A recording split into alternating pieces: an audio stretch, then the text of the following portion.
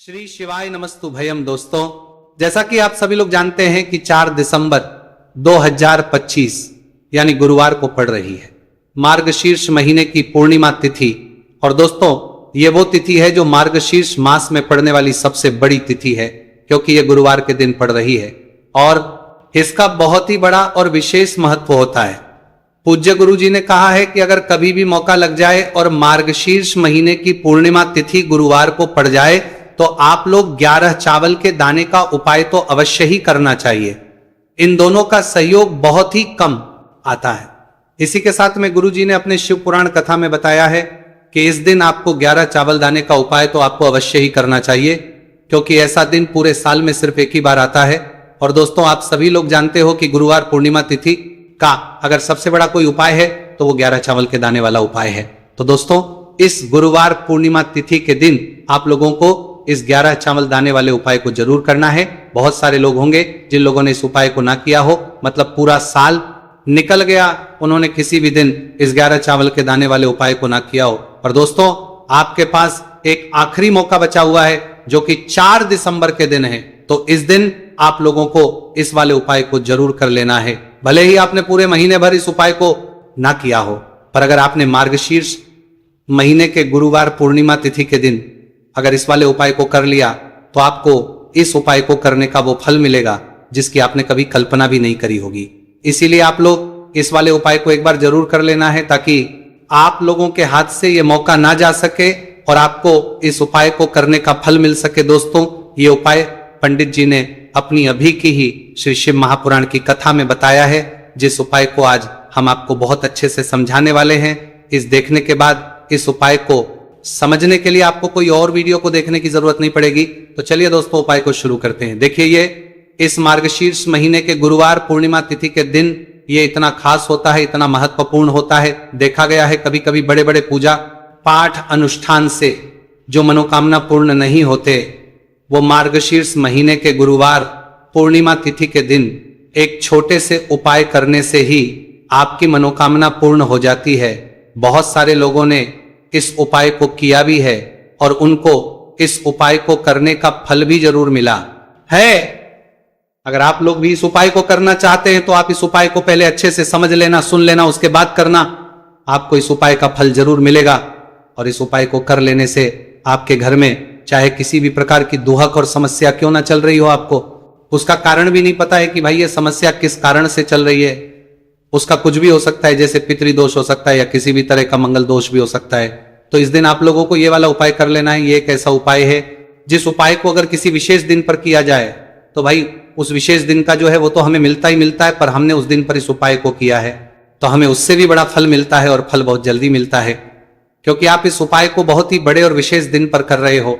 तो चलिए अब उपाय के बारे में बात करते हैं, लेकिन उससे पहले आप लोगों को यह जानना आवश्यक है कि आखिर यह उपाय किस समय करना है, किसको करना है और कैसे करना है। तो चलिए हम आगे आपको वीडियो में एक एक करके बता देते हैं। लेकिन उससे पहले अगर आप लोग हमारे चैनल पर पहली बार आए हैं या फिर मेरी आवाज आज पहली बार सुन रहे हैं तो हमारे चैनल को सब्सक्राइब जरूर कर लेना, और इस वीडियो को लाइक करके कॉमेंट बॉक्स में श्री शिवाय नमस्तु भयम ओम नमः शिवाय जरूर टाइप कर देना। तो दोस्तों, इस 11 चावल के दाने वाले उपाय को हमें इस गुरुवार पूर्णिमा तिथि के दिन कैसे करना है, किसको करना है, किस समय करना है और कहां पर करना है, ये सारे सवालों के जवाब आपको इस वीडियो में मिल जाएंगे। और जो ये वीडियो देखिएगा भाई, उसको 11 चावल के दाने वाला उपाय जरूर करना चाहिए, क्योंकि इस दिन एक चावल के दाने का भी बहुत ही बड़ा और विशेष महत्व होता है।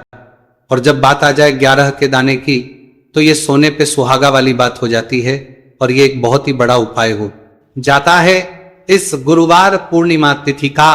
तो अब दोस्तों, इस 11 चावल के दाने वाले उपाय को आखिर करना किसको है, सबसे पहले हम लोग वो बात जान लेते हैं। तो देखो, घर की जो बड़ी माताएं बहनें होती हैं, उन माताओं बहनों में से कोई भी एक बड़ी माता बहन इस वाले उपाय को कर सकती है। और दोस्तों, अगर आप चाहें तो अपने घर में से सभी सदस्यों को भी इसको करवा सकते हैं। अगर किसी व्यक्ति की खुद की कोई मनोकामना है, खुद की कोई दुख और परेशानी है जो कि वो अपने लिए ही करना चाहता है, इस वाले उपाय को तो वो खुद अपने लिए भी कर सकता है। बाकी अगर कोई घर में से ऐसा है जो कि अपने पूरे घर परिवार की सुख और शांति के लिए ये वाला उपाय करना चाहता है तो भाई वो भी कर सकता है, उसमें भी कोई दिक्कत वाली बात नहीं है। कहने का मतलब ये है कि इस उपाय को हर के सदस्य भी कर सकता है और पूरे घर परिवार के सदस्य के लिए घर की बड़ी माताओं बहनों में से कोई एक माता बहन भी कर सकती है। माताएं बहनें अगर घर में उपस्थित ना हो या वो ये वाला उपाय ना कर पा रही हो तो फिर घर का कोई बड़ा सदस्य भी इस 11 चावल के दाने वाले उपाय को कर सकता है, चाहे फिर वो पुरुष ही क्यों ना हो, उसमें कोई भी दिक्कत वाली बात नहीं है। अब दोस्तों इस 11 चावल के दाने वाले उपाय को हमें करना कहां पर है? हमें इसे शिव जी के मंदिर में जाकर करना है।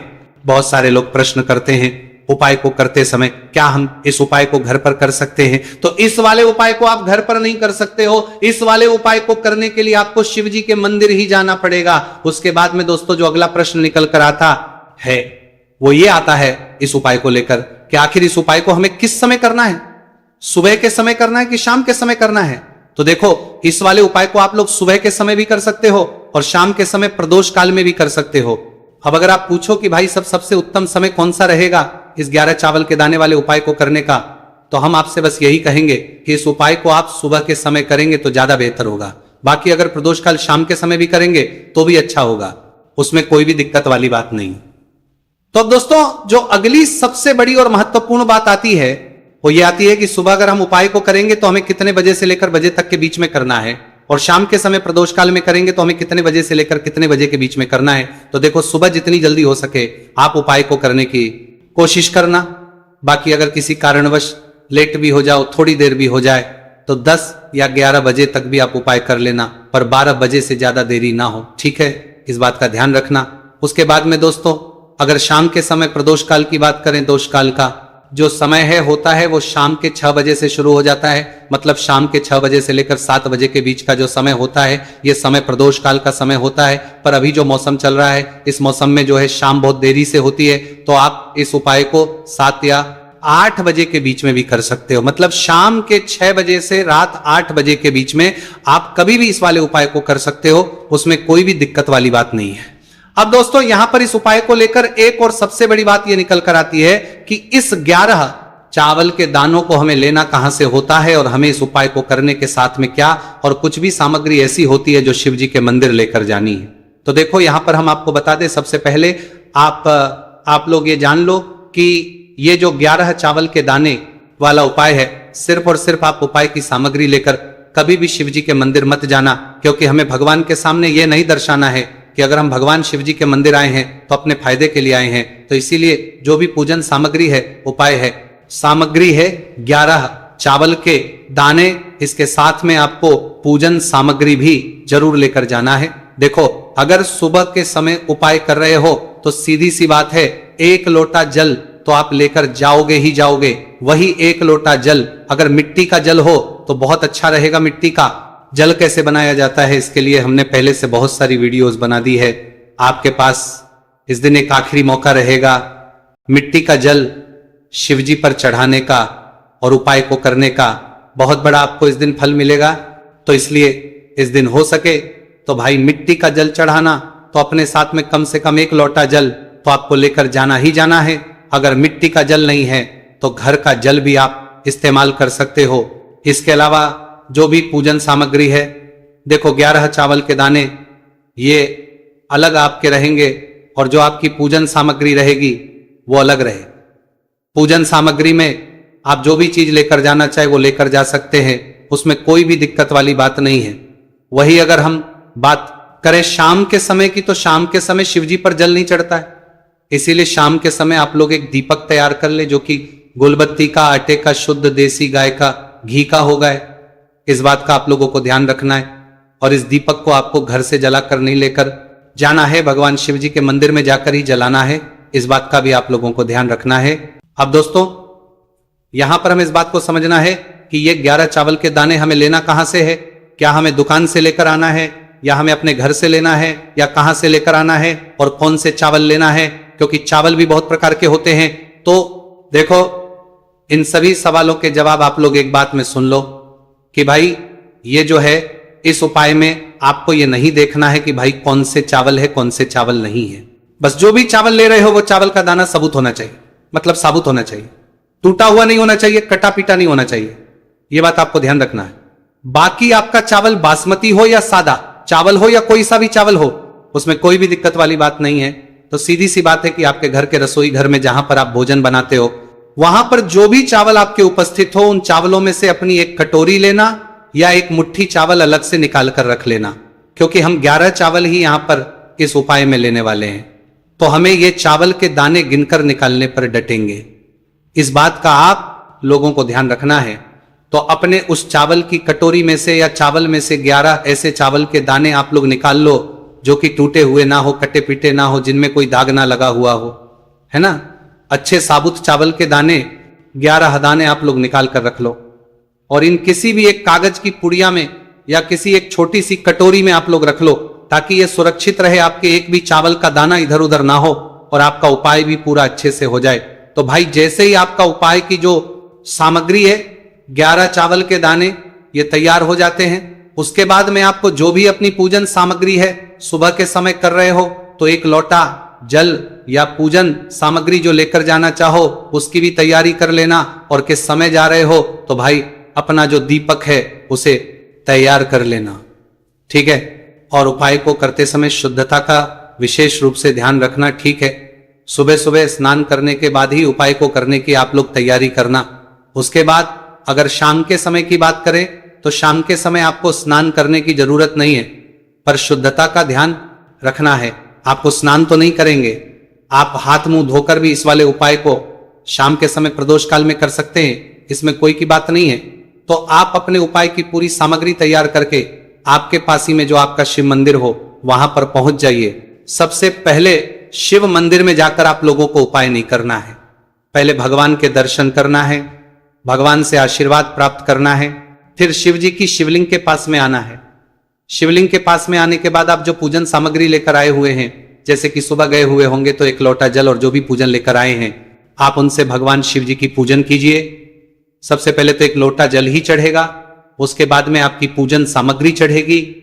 उसके बाद में अगर दोस्तों शाम के समय अगर आप इस उपाय को कर रहे हो तो अपने साथ में कम से कम एक जो दीपक है गोल बाती का जो आप अपने साथ में लेकर गए हो, उस दीपक को मंदिर में जाकर अपनी माचिस से जलाना है और उस दीपक को शिवलिंग के पास में रखना है, ठीक है। इस दीपकों के बाद ही आप लोगों को अपना ये वाला उपाय शुरू करना है।